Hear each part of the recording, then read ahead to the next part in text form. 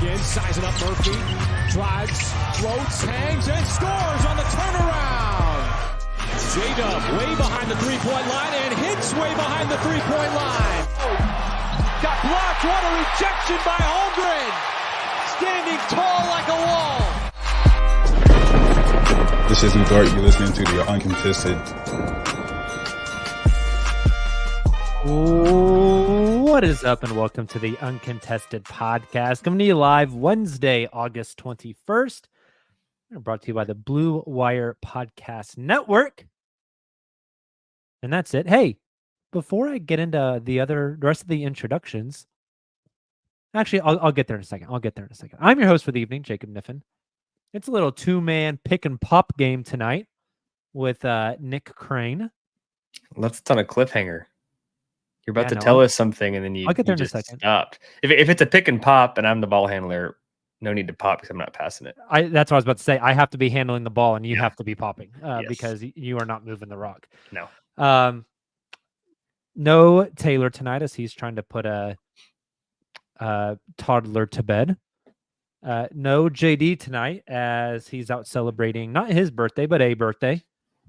No Justin tonight because he's got, I don't know, maybe his kid has like baseball or something tonight. He's making stuff up that sounds like dad things. Yeah. So just Nick and I just hanging out. What I was going to say was, if you are listening to the podcast, we are, Nick, remind me, just a little under 2 months from the tip off of the regular season. Yep. Just a hair under 2 months.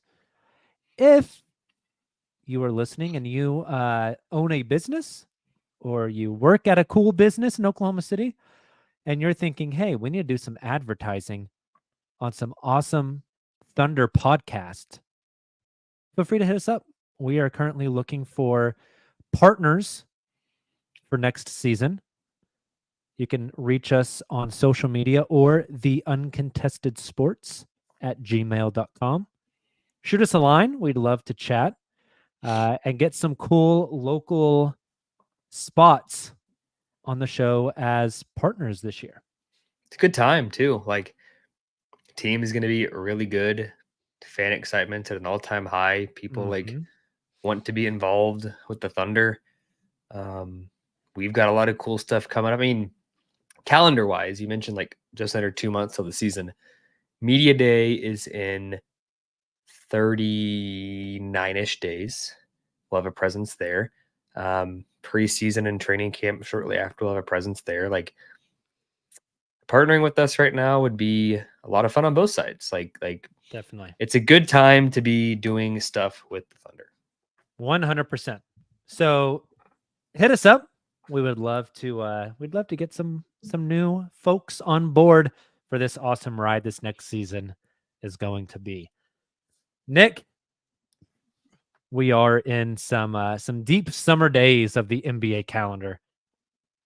There ain't nothing going on. Keontae Johnson signed with the Charlotte Hornets. I guess we can talk about that. He did. That was actually kind of a big topic of conversation in July when Summer League happened, and Alex Dukas was signed to a 2-way contract, and it was like, but did he really? Like, it hasn't been announced, and he like wasn't playing in Summer League because he was hurt, but that wasn't like publicly reported for a bit, and then the team finally announced it, and then it felt like either Flagler is gone. AJ Mitchell wasn't going to be gone.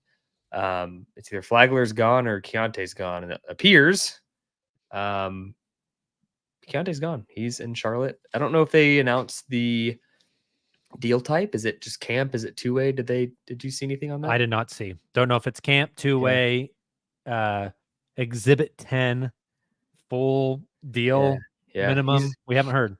He's got some interesting tools. He's an older player. He came into the league at like almost his mid-20s. But he reunites with Trey Mann. He does. Yeah, he's got some interesting skill sets. I don't think he'll ever be more than a role player, but I think whether it's Charlotte or somewhere else, like, it's not out of the question to think that Keontae could one day be a 10th man on a solid team. Yeah, for sure. So good for Keontae. Glad he found an NBA home, albeit it's not in Oklahoma City. We'll kind of dive into the roster here a little bit later, as tonight we are going to do our minutes activity, where Nick and I are going to look at the Thunder roster and we're going to guess what the minutes per game will look like for like a random, I don't know, December game. Just to give an idea of like what we can expect this coming season. It should be an interesting conversation.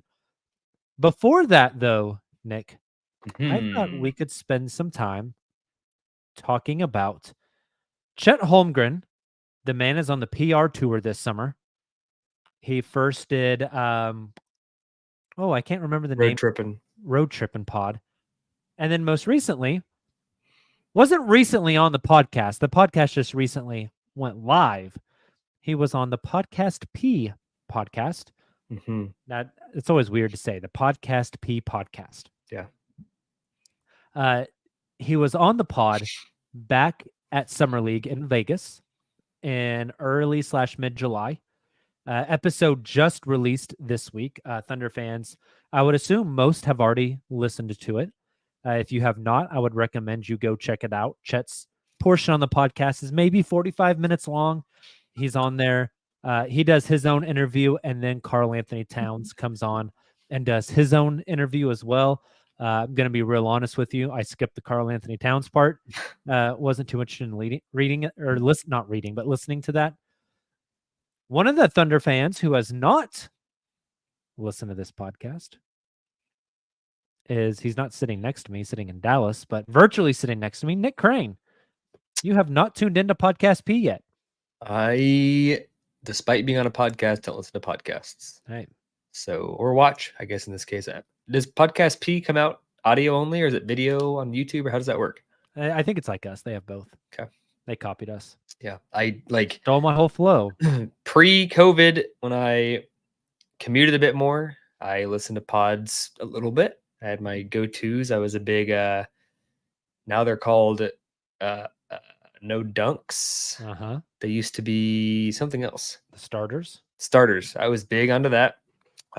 Weirdly enough, like now that I don't listen to them, I've run into them back-to-back years at All-Star Weekend. I had good conversations with most of those guys, which is like really weird when you have a voice you listen to and then you meet them in person and it's like, this is really weird. But no, like I've maybe listened to outside of ours 4 podcasts in the last 365 days.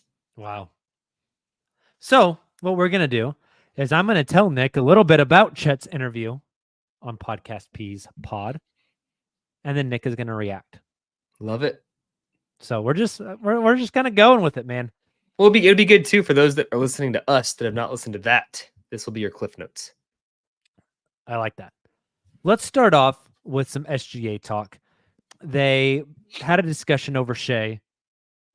Chet said that he thought Shea should have won MVP last year. That Shea is almost like his brand. He's too cool to promote himself. That's why Chet, which game was it where Chet stole the mic post-game and said, he's too humble, so I'm going to say it for him. That was like one of the last 10 games. It was like late in the year. Yeah. For some reason, I feel like it was that Orlando game was that right before the All-Star break? But that could be very wrong. It had to have been later than that. Was it the Washington game where he chirped at the fans? Do you remember that game in Washington? Was it Washington? He chirped at the fans in Orlando. He told them to go home. That's what. Yeah, then maybe it was that game, Orlando. And maybe that wasn't right before All-Star break. I can't remember. I don't know. Anyways, he said that Shea is like almost like too cool to promote himself. But Chet wanted to promote him. Paul George said that he thought Shea should have won MVP. And Chet followed up by saying, if I was a betting man, I would bet on Shea winning one, at least one in his career. Nick, your thoughts on that? Is Chet... It's funny to listen to Chet because it reminds me of being in a high school classroom and listening to kids talk. At one point in the podcast, Chet said, quote, no glazing. What does that mean? Like, I don't know. You youths in the chat, like, give Nick a definition on glazing. Glazing is like buttering somebody up or gassing them up, like BSing, like for the clout, I guess. Anyways, Chet said no glazing. Okay. So he's not glazing for SGA. He really thinks, there you go. Smoot says glazing is like gassing up. Thanks, Smoot. Smoot, one of the youths in the chat. So your thoughts, like, is Chet just saying stuff because he's on the podcast and he knows it's going to be put out there and he's got to say Shea will win MVP? Do you agree with him? Where are you at on this one, Nick? I don't think he's just saying it because he has to. I think when we watched Shea 82 times in the regular season, not a full 82 if he's misses games. We see him occasionally in the minimal practice availability that we get access to. And he's special. But I imagine there's things that happen behind the scenes that Chet sees that we don't, that are like mind-boggling on the court, like doing things in practice and pickup games. And I'm sure his perspective is incredible. And I think he's saying that in a genuine way, like that guy deserves an MVP because he sees it up close and personal. He doesn't get to see what Nikola Jokic does. So it's like, is there bias? Probably, but should there be? Yeah, like he's around Shea more. Do I think he will definitely win one? Was the context this year or this at some point? In his career. Okay. It's hard. There's it's like literally like one of the hardest things in the NBA to do. It's a double-edged title. It's a double-edged sword. NBA, whether it's like all defense, all NBA, MVP, defensive player of the year, like there's an element of like national hype that has to happen. Like it's almost never that a guy goes from like unheard of to wins an award or makes an all whatever team. It's almost like a you have to like prove it, and then the next year you're eligible. So in that respect, I think that like Shea being more consistently a top 3 to 5 player in the league helps him. On the flip side, I don't know what he could do that he didn't do last year to make a better case. Right? Like number 1 seed in the West, the shock factor to go with it where they weren't supposed to be. So like that's like an elevated status of like he carried this young team. At some point, this team ain't gonna be young, and Dub and Chet are gonna be stars, and that's gonna make Shea look less impressive. His efficiency was through the roof. His defense was awesome. He put up incredible numbers. Like, so they almost like counterbalance. Like, he'll be a perennial name in the MVP race, which is a good thing, but then also like what he does is less impressive and less shocking. I would vote no. He does not win one. But it does not a knock on him. It's just like Luka's getting better and more impressive, and Ant is coming up, and like, good God, Wemby may damn well be in the top 5 conversation this year. And at that point, if Wemby's in the top 5 conversation, oof, I don't know what we're going to do. It's fair.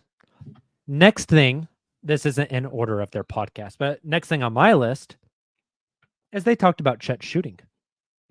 Chet talked about how that's interesting. Early on, like 20 games in, he was like a 50, 40, 90 guy. They talked about the grind of the season. Chet said it's so much different than college. He said, even though I got to sit on the sidelines and watch every game and see how guys played, it still doesn't prepare you to get out there and play those games. And he said, early on I was a 50, 40, 90 guy. And as the season went on, he was like, in college, we'd play a game every 3 or 4 days and we'd have 2.5 hour long practices. He said in the NBA, the games are the practices. They don't practice in season, hardly ever. Yeah. And he said, eventually I found this interesting because I said this at the end of last season. He said, eventually my legs just got cooked. And he said, I was shooting laser beams at the front of the rim. There was like no arch in my shot. I couldn't, he was like, I just felt so tired and my strength was zapped. And the longer 3-point line, I couldn't get my shot like I wanted it. And he said, so this off season, that's one thing I've been working on is like conditioning and strength to make my shot more consistent for the entire season. Paul George later on the show followed up about how Paul went from a stick him in the corner and nobody guards him to somebody's got to be on him 24/7 because he can hit a shot. Paul said one of the things he had to do was during the offseason, he shot with a 3-pound basketball. I remember him talking about that in Oklahoma City. He said he shot with a 3-pound basketball and really trained himself to learn you can't shoot it with your arms because your arms will just die. It's all in the legs. It's all in the lift. And that was some advice he gave Shea as well, or sorry, gave Chet as well. Your thoughts on Chet openly admitting, dude, I was gassed. And I know my shot was flat and a laser beam at the rim, but I'm working on it to be consistent throughout the entire season. Side note, Paul George, heavy basketball, shoulder injuries. I mean, that matches the eye test, what Chet described. Did he and Paul talk about 82 games at all? Yes. Okay. I fully support and condone Chet going out there and playing 82, even though he's on record saying like there were some games that were kind of like, should I play? Like I probably should rest, but I it's an accolade he wanted to have, and rightfully so after missing his entire rookie season. If he would have played 72 and strategically had a few rest games here and there, or like when he had a nagging injury, just sit it out, especially because some of those, like, you have one game in 4 days, and if you just rest that one game, you get a full 4 days off. Like, I think the conditioning this summer that he's talking about is super important. But I also think just like natural rest that an NBA player gets that's like scheduled and part of it when you're not shooting for 82 for the nostalgia of missing the season before will also do wonders for him. Was that like discussed at all? A little bit. He did talk about wanting to play in all 82. At the end of the day, I don't think playing in all 82 last year hurt him at all. No. I know that's not really where you were going with that, but I think the experience of playing all 82 is a very good, not just like being able to say he did it, but also like this, I know the grind now. Like, and I'm prepared for it. I think there's some value in that. I agree. For sure. I mean, he's experienced it. He knows what it is and what he is about to face for the next. Gosh, he'll probably play, injuries willing, he'll probably play another 14 years in this league. I think so. Next thing from the show I wanted to talk about. They mentioned picking up Isaiah Hartenstein and talked about Chet playing the 4 versus the 5. It was an interesting conversation where Chet said, you know, some of the things he's working on this summer was early on in the season, he was guarded by 5s, and he said I could bring him out in the deep water and just drown them. But he said as the season went on, I saw more and more and more cross matches.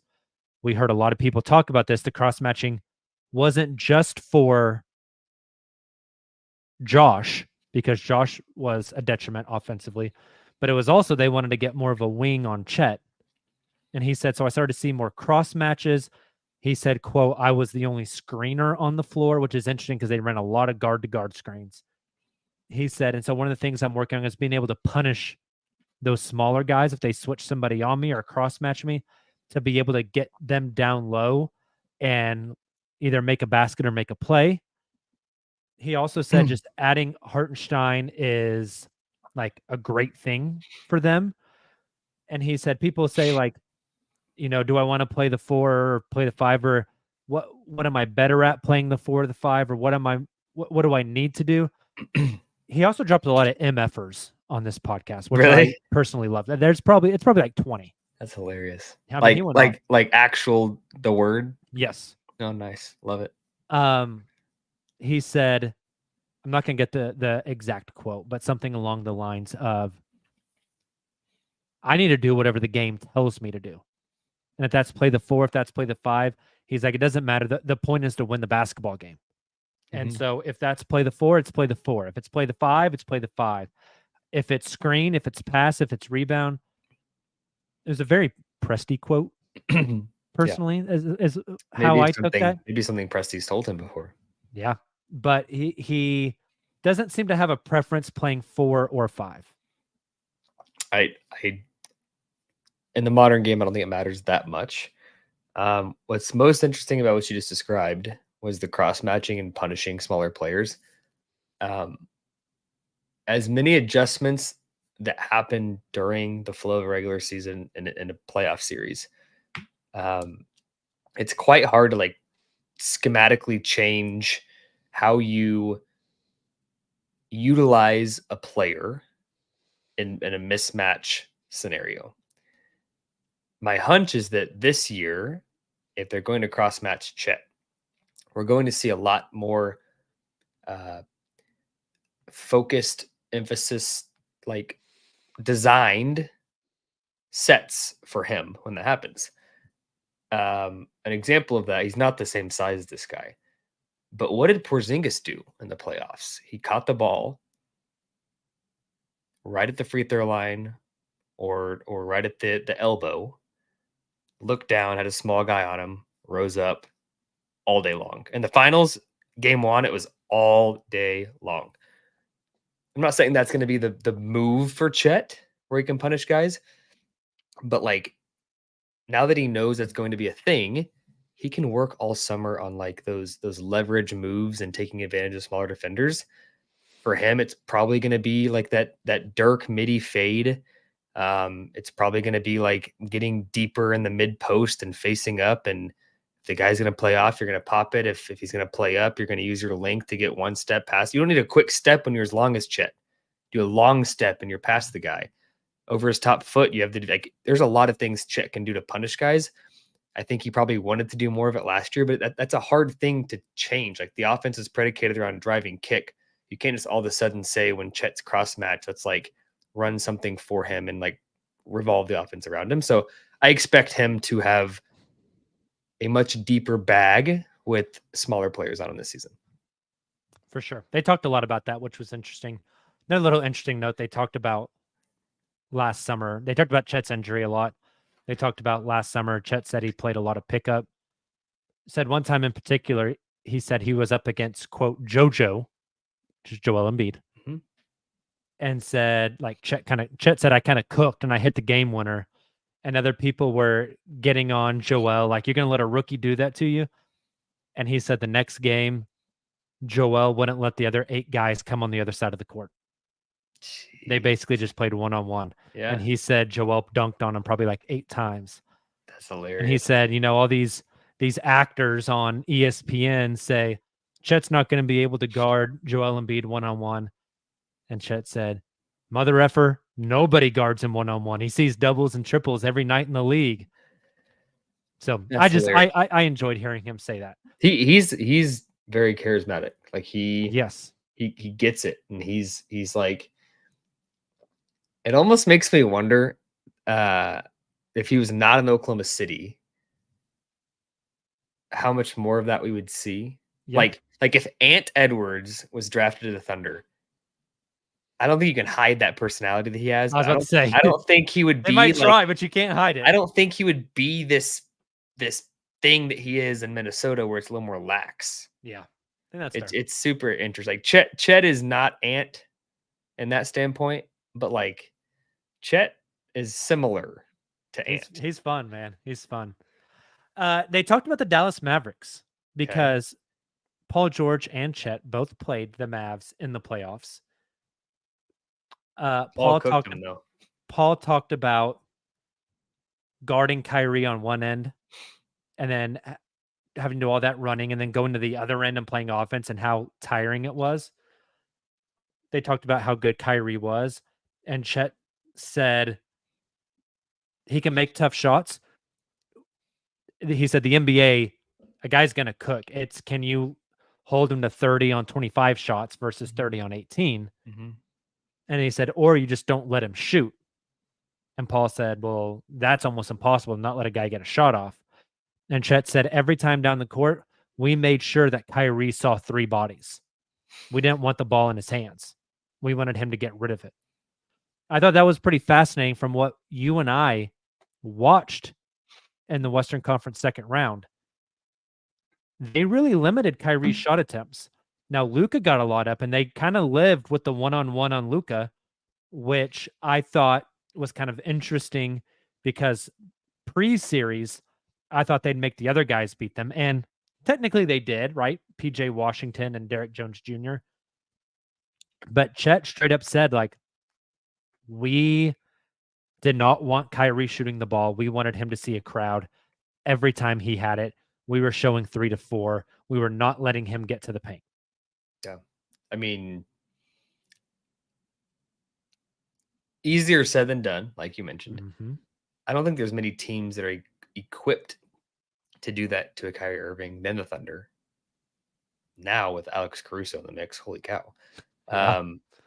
Because I mean, that Kaysen and Lou, like you have these two guys you can just throw at him. You may be throwing 3 bodies and like bumping him and that kind of stuff. But your primary defender on him is also phenomenal. I agree. Like let Luka and the role players beat you. To this day, I believe if you simulate that series 10 times, I'm not saying the Thunder beat the Mavericks, but PJ Washington and Derek Jones Jr. do not have the series they do. I think if you simulate the series 10 times, OKC wins 6, maybe 7 of them. I irrespective of who wins, Derek Jones Jr. and PJ Washington and every series besides that one were what they were in the regular season statistically. Like they're both good players. Like I'm not dogging them, but like PJ regular season, like 11 points a game in a Mavs jersey, first round 11 points a game, every other round 11 points a game. Thunder was like 17, 18 on absurd shooting. Derek Jones, out of body experience. Derek Jones Jr. was making like falling backwards mid-range prayers and then was like a non-factor. It was just a weird thing. Yeah. If DJJ doesn't hit an end of shot clock 15-footer falling to the ground over a 7-footer, we go to a game 7. It's nuts. It was just like it was unreal. It's interesting though, because like that just speaks volumes to like what teams do schematically to slow players down. My big takeaway from that, without all the context, and has nothing to do with what was discussed, is a team like the Thunder, when J-Dub struggled and is young, Chet struggled and is young, teams probably felt more comfortable doing we're going to throw 3 bodies on the guy like Shea. And Shea was still fucking unstoppable, dude. Yep. So just what he did in the playoffs was nuts. Last podcast P thing we'll cover. At the end of the show, Paul George's co-hosts said, oh, he has co-hosts? Yeah. And I kind of don't like this part. Okay. Because they were like, Chet, you're on the show with Paul George. He's probably going to be retired before you're out of the league. It's like, no shit.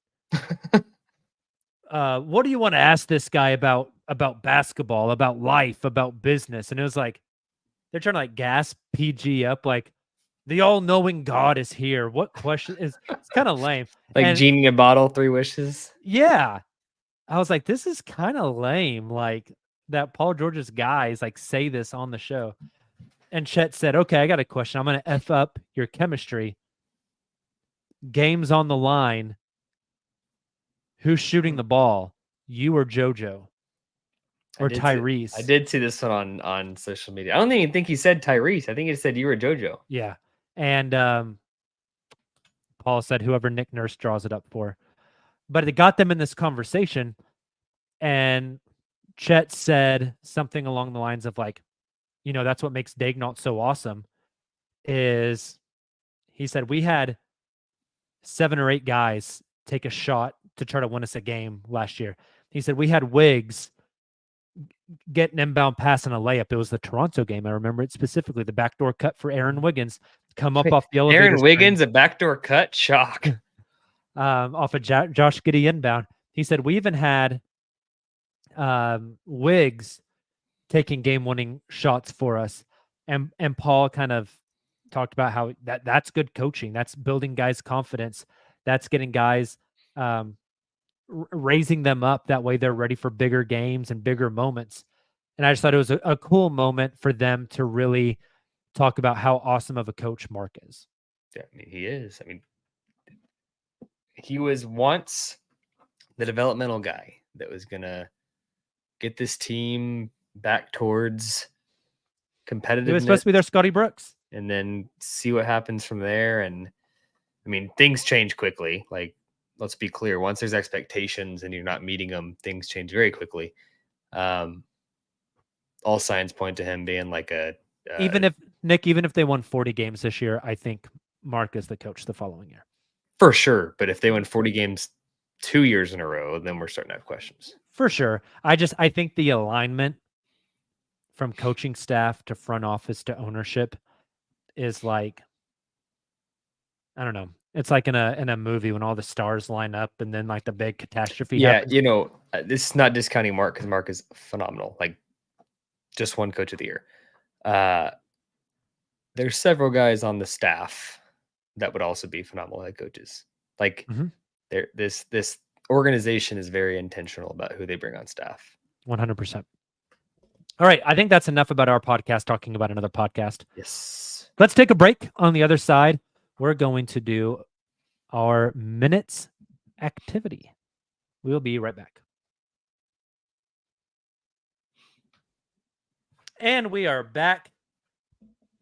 Nick, we did this game last year. It's not really a game. It's more of an exercise where we took the Thunder roster and we simulated what a random game in December, January would look like from a minutes per game standpoint. So we're not looking at end of the season minutes per game, because when you do that, they don't all add up, right? Because it's taking like, if Ousmane Dieng plays 5 games, when those 5 games plays 20 minutes, it doesn't add up. We are looking at 240 minutes for an NBA game. You got 5 players playing 48 minutes each, totals 240 minutes. And you and I are going to go through and assign minutes that you would see on a final box score of a regular season game. Okay. So let's say I think it kind of depends on which game it is. We could change our numbers up a little bit. Do you want to choose a specific game from the calendar? Like, I think if it's Minnesota, you want to do Minnesota? I think that changes the number a little bit, but I'm cool with it. Yeah. How do you want to do this? Do you want to draft back and forth? Do you just want to work down the list? We want to go from highest to lowest? No, I think to be fun, let's go lowest. Let's go like bottom of the list up. Okay. I think most years we go top of the list down, and it's like, oh no, there's no minutes for this guy. But I think if we go the opposite way, it's going to be like, oh, Shea's got to play more than that. Let's mix it up. So let's do bottom to top. Okay. And then we'll make the edits afterwards. Okay. If you are watching on YouTube, we have the spreadsheet pulled up. If not, Nick will kind of narrate as we go through. That way, our audio listeners also have an idea of what's going on here. So, Nick, if we're starting bottom up, who's first? Me. I'll go first. Well, no, I meant which player. Okay. Isaiah Joe is first on the list. Oh, I thought you meant bottom, like 0 minutes. Who do we think's getting 0 minutes? Bottom of the actual spreadsheet. Well, the spreadsheet's not necessarily built that way, but it's kind of close. That makes it really hard if you're saying who gets the least. Okay, actually, it's not hard. I'll go first. Nikola Topic will get 0 minutes. The softball. In the New Year's Eve game against the Timberwolves. I see where you're going. I got you. Okay. Let's just collaboratively work on the process instead of going back and forth. I agree with you. Topic is number 1. I think the second guy is Dylan Jones with 0. I agree. He will get minutes this season. Again, as a reminder, this is not minutes per game. This is a pretty significant game on the schedule on New Year's Eve against Minnesota. Who's next? So if we're thinking bottom to top, like who else could play 0 minutes? Ousmane Dieng? I think Ousmane Dieng is at 0 minutes for that game. All right. We are 3 guys with DNPs. Who's the next lowest minutes getter? This team is loaded. Holy cow. There is 2 guys on this list, Nick, that I think in this game are somewhere between 0 to 8. Kenrich Williams and Jalen Williams, the big. Yes. Honestly, I think there's a better chance Jay Will gets minutes than Kenrich in this game because Minnesota has the 3 bigs. Unless small ball's working. Mm-hmm. Oh, it's so tough because Kenrich was like so good in seasons past and was not great in the regular season, was not a guy in the playoffs, which is weird to think about because like a year ago today, we're talking about him as like the guy at the trade deadline everyone's offering first round picks for, and he's this awesome piece. I think he'll bounce back this year. I just also think culturally he's so important to the team that they wouldn't think about shipping him. Okay, so if you're between 0 and 8 minutes, why don't we just split it and say 4 and 4? Okay. Just First minutes are on the board. Oh, that's 5, not 4. That's a 5, not a 4, buddy. Get ready to learn numbers, buddy. Okay, guys left on the list: Shea, J-Dub, Chet, Hartenstein, Dort, Caruso, Wallace, Wiggins, and Joe. All right. Let's go Wiggins or Joe. I think those are the next 2 on the list. Insane, because that makes them the 9th and 10th players on the roster, and they're damn good. I agree, but I think that's where we're at. I mean, yeah, you got a loaded ass team. Like injuries will probably happen this season, but we're going off the basis of everyone's fully healthy. I would go between the two, 30 minutes. Okay. How would you like to allocate those 30 minutes? I was going to say like 10 and 13. So you're a little bit higher than me. Oh, wow. I would maybe go 17, 13, 16, 14. Let's go 16, 14. Who gets the 16? Who gets the 14? I think Joe gets the 16. Wiggs gets the 14. Okay. Yeah, we're going to get to Shea and be like, oh, there's no. Oh, we got 20 minutes for him. Yeah. All right. Now left Kaysen Wallace, Alex Caruso, Lou Dort, Isaiah Hartenstein, Chet Holmgren, J-Dub, and Shea. 7 guys left. Let's go with. Who's the next lowest minute getter? I mean, all 7 of those guys, this doesn't mean a damn thing, to be clear, but are all like NBA 2K top 100 players.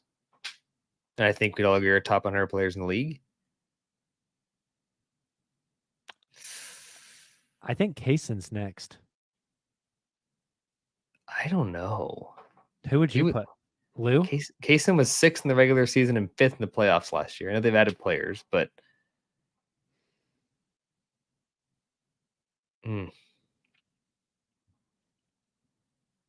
Kaysen or Lou? I don't know which one. Do we want to make them even? Yeah, let's do that. How many minutes each? What are we adding that? Wow, that's a tough question, dude. Is it 20 minutes apiece? For reference, last year it was 20.6 for Kaysen and 28.4 for Lou. Jeez. I don't think Lou's playing 28.4 game. I don't think so. Let's go 20 and 44 22? Combined. 22 apiece? 22 apiece. Okay. It'll be real interesting to see what we land on for Shea. All right. We're down to 158 minutes left for the starters. Shea, Dub, Holmgren, Hartenstein, and Caruso. Maybe not the starters, but the primary 5. This is the starters. Yeah. Who's the next lowest? Hartenstein or Caruso? I think it's Hartenstein. Even in this game, Timberwolves? Yeah. Do you remember how good Dub was guarding Cat last year? No, I totally agree. They also have McDaniels, who Dub would also be good against. I think Dub played a ton of minutes. I think Dub played a ton of minutes regardless of who they're playing. I think it's Hartenstein, and I think it's 25 minutes. Okay. Then what's Caruso playing? Because that's a lot of minutes for Caruso. I think. You going to tick up at 26 or you ready for a take? Yeah. Caruso's going to play a lot because he's guarding Ant. He's the main Ant defender in this game. So what's he playing? How many minutes? 30. 30? Boy, we got 103 minutes left for your big 3. Let's just keep going up the list. Dub or Chet, who's playing what? And don't look at the minutes left, which is 103. Just do it off the dome. I think the next lowest is Dub With 32? 32 or 33. Let's go 32. Be conservative. What's Chet getting? 35. 35. That leaves Shea with 36. Okay. Did we just do this perfectly? Is bottom up the best way to do it? Why are we not on the payroll? Good grief. Sam? Okay, so Nick, Jacob, will you recap this for the listeners? Yes, we have top to bottom, most minutes to least minutes. Shea at 36, Chet 35, Dub 32, Caruso 30, Hartenstein 25, Lou and Kaysen both with 22, the 7-8 spot. Isaiah Joe 16, Aaron Wiggins 14, and then Kenrich and Jay Will with 4 minutes apiece. I don't know if I would change a thing, which we've never been able to say in this game. Yeah, I agree. Wow. Oh, well, that's it. Podcast is over. We solved the problem. Wow. No, I think this is pretty close. Okay. So I noticed. Let me throw a wrench. Oh, no, you go ahead because I'm gonna steer us a different direction. So you go next. Well, I was gonna say I didn't build this spreadsheet, and I see another column over in E. Is that for tonight or a different podcast? That's for a different podcast. Okay. When are we gonna do that one? Sunday. Oh, so Sunday night we were going to allocate points per game versus minutes per game. I guess that'll be points in the Timberwolves. We'll have to be consistent. Yes, we will. Okay. So my question is, do we want to keep these numbers here, but now talk about a different game, a different opponent? I think so. That'd be fun. Let's do a playoff game. Okay. Who's the playoff opponent? Is it a rematch? Let's do Western Conference Finals against the Timberwolves. Against the Timberwolves? Same team, playoff setting. Or do you want to do a different team in the playoffs? I don't care. Let's do same team, playoff setting, and see how much it changes. Okay. All right. Let's. Smoot in the chat says, "See how quickly we accomplish things without Taylor on the show." Facts. All right. So we are now in the playoffs. We'll start bottom top again. Topic not gonna be playing. Ousmane Dieng. Will Ousmane Dieng have a season in which he proves himself as a useful player, and by June-May timeframe, he is doing something for this team in the playoffs? Absolutely not. Okay, 0. Not a shot at Ousmane Dieng. If Ousmane Dieng is playing in the Western Conference Finals, something insane has happened. This team's winning it all, if that's the case. Yes. All right, Dylan Jones. 0. Jay Will. 0. Kenny Hustle. 0. Jeez, load him up. Wiggins. A 9-man rotation in the Western Conference Finals is actually a lot. It is. Wiggins. Bebo in the chat says we do have Chet listed as a guard here. Well, I think that's because Nick was editing the spreadsheet and it maybe didn't, whenever we reorganized, it didn't reorganize their position with their name. Okay, sure. Or maybe Jacob just messed it up. Wiggins. We've opened up 8 minutes so far. Are you going to give any of those to Wiggins versus his 14 in the regular season game? I think I'm moving him down to 12. Okay. What about... You're just making me do the exercise. Do you have any input here? No, I agree so far. Isaiah Joe.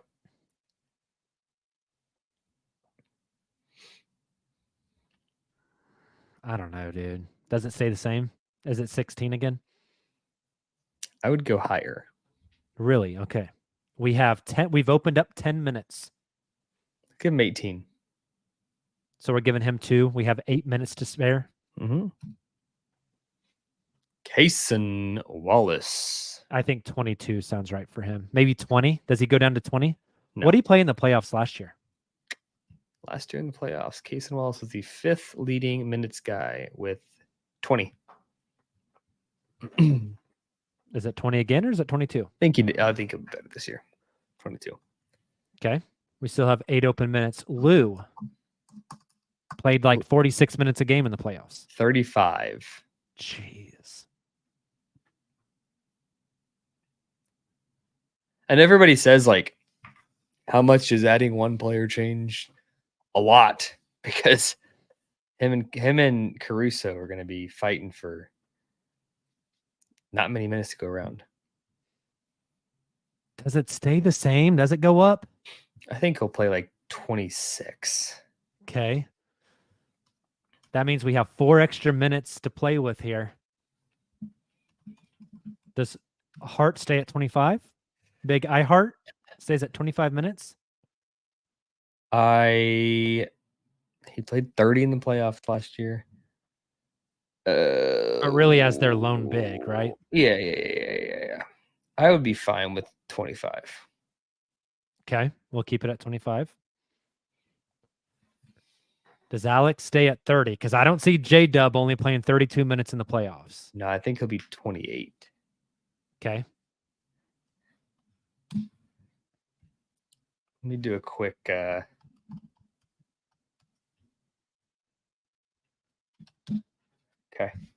We got 22 minutes left. Yeah. No. That's not what that means. Just keep going. Oh, okay. I think Dub's at like 36, dude. Okay. For reference, he played 38 in the playoffs last year. Jesus. I think Chet played 34 and a half in the playoffs. I think 35 is good. Yeah, you too. Which leaves us with 38 for Shea. Played 40 in the playoffs last year. Let's do it. 40? We need to lose 2. Who we losing 2 from? Go Joe to 16 and matches regular season total? I think so. All right, that gives you 240. So what we'll do is I'm going to do some Excel work really quickly. We're going to say, just for Sunday's show, Wolves, New Year's Eve. We're going to grab this. We're going to say Wolves, Western Conference Finals. And we will move this guy over and we will say points New Year's Eve. And then we will do points Western Conference Finals. So the spreadsheet, you're welcome, Silva, if you're listening. Spreadsheet is ready for Sunday's show. We'll do the same exercise. Now, do we want to do this exercise one more time, but with a team that's not playing a bunch of bigs? Yeah. To be honest, I did not take that into consideration whatsoever. Okay. Because I think the Thunder dictates how That's they want to play. Do you think these minutes look any different against the Dallas Mavericks? I think they're a bad example, not because they start 2 bigs, but because they play 2 bigs predominant minutes with Gafford and Lively. Let's do like the Pelicans, who have Zion. Let's say they play him in the first round again. They have Zion, who can play, like, I don't know if you call him small ball center because he's a massive human, but Daniel Tice is like their center. Yeah. How does the Pelicans first round rematch change this for you? Lots of wings, few guards. I mean, is that a series where we see less Hartenstein? Still no J Will minutes, but we maybe see a chance for a Kenrich to play a little bit to guard Zion. Does Dub guard him? Does Lou guard him? Does Caruso guard him? Guard Zion? Yeah. They had Lou guard him in the fourth quarter when they needed it last year during the true. regular season. True. Lou is a little thicker than Caruso. Oh, man. I don't know. Lou's a thick boy. He is. I think the biggest difference... So, to be clear, I don't think J. Will plays much at all against anybody in the playoffs. Agreed. He's awesome. But like this team has just gotten way too deep. Well, and the things that Jay Will does that make him really pop is the DHOs, the high post playmaking, and finding guys on backdoor cuts. And that's what Isaiah Hartenstein is really good at. The difference is Hartenstein is like 4 inches taller. Oh yeah, and yeah, the skill set, like you said, some like the passing upsides there. Hartenstein is like, you know that meme where it's like you click the upgrade button, like that's what it is. Taller, better, more skilled, more experience, all of it. J Will is probably better, And also making like 10 times as much money. yeah, and that generally when a guy is an upgrade, that is how it goes. Mm-hmm. What do you? This is like completely off topic here. The J Will 3-point or the Hartenstein 3-point shooting. What about it? How many attempts do you take next year? Will he shoot them? Is that what you're asking me? How many? I think if he shoots them, he's gonna make them. That's pretty proven in the G League and the NBA. Not like at a 55% rate, but like he can knock down threes. So it's more about the volume. You might have the answer to this already. And Okay. if you do, power to you.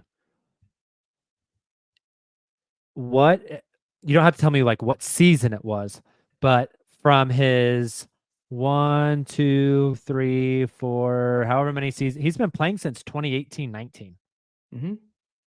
Before that, he's a lot of G League minutes too. Since the 2018-19 season, when you look at his 3-point attempts per game, what do you think the highest number is? It would have been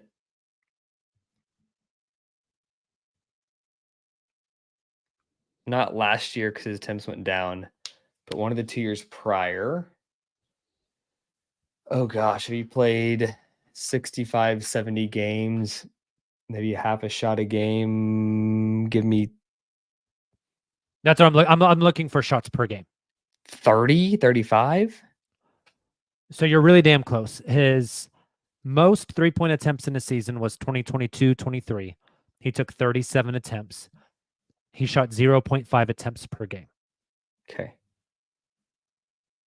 I think he's doubling that. Okay. I think he'll be at an attempt a game. So you think, I mean, assuming it's hard to say how many games he's going to play, but you'd say like 70. Yeah. I think he's going to take at least an attempt a game. I would not be surprised if it's a little bit more. Bets pod. Would you take a bet that he'll take triple digits? In threes, 100 plus? Yeah. That's a big ass number, dude. Big ass number. How many Jay Will take last year? Not that he plays the same number of minutes. Jay Will shot. If you gave me an over under on 3-pointers per game at like 1.2, I would have a really hard time making a decision. How many do you think Jay Will shot last year? In 69 games. 69 games, shot 90?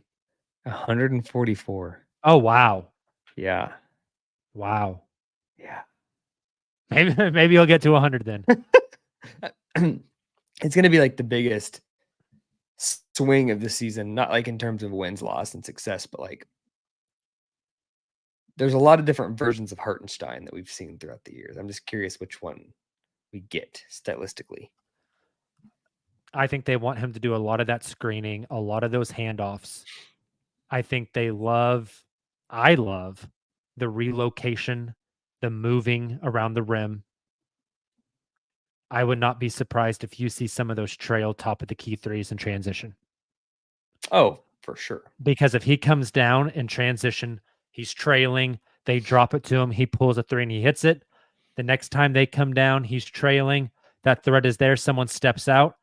It's a wide open layup for somebody else. Yeah. I mean, I think they're not looking for him to shoot 40% from three. They're looking for him to have the threat of it happening.